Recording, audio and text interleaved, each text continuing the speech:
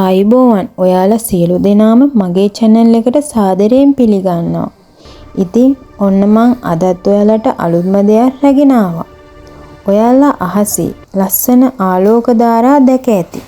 නමුත් මේ මං කියන ආලෝක ධාරාව දැක තියේද? මේ ආලෝක ධාරාව දකින්න ලැබෙන්නේ උතුරු ධ්‍රව ප්‍රදේශයේ. මේ ආලෝක ධාරාව හඳුන්වන්නේ උතුරු ආලෝකයේ හෙවත් අවුරෝරා බොරියාලිස් කියලා. ඉතින් අපි බලමු මේ ආලෝකය හටගන්නේ කොහොමද කියලා.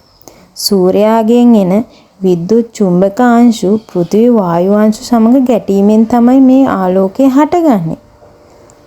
පෘථිවියේ තියෙන ඔක්සිජන් වායුව සමග ගැටීමෙන් කොළ වර්ණයත්, ඉහළ වායු ගෝලයේ තියෙන ඔක්සිජන් සමග ගැටීමෙන් රතු වර්ණයත්, ඒ වගේම නිල් හා දම් වර්ණය නයිට්‍රජන් වායුව සමග ගැටීමෙන්ද ඇති වෙනවා. ඇලස්කාව, කැනඩාව, අයිස්ලාන්තය, නෝර්වේ වැනි රටවල් වල මෙය දක්නට ලැබෙනවා.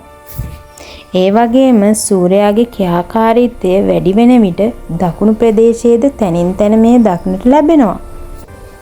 ඉතින් මේ ස්වභාව ධර්මයේ අපූර්ව දර්ශනය සජීවීව දැක ගන්න ලැබුණොත් ඒ අපිට අමතක නොවන අත්දැකීමක් වනු ඇත.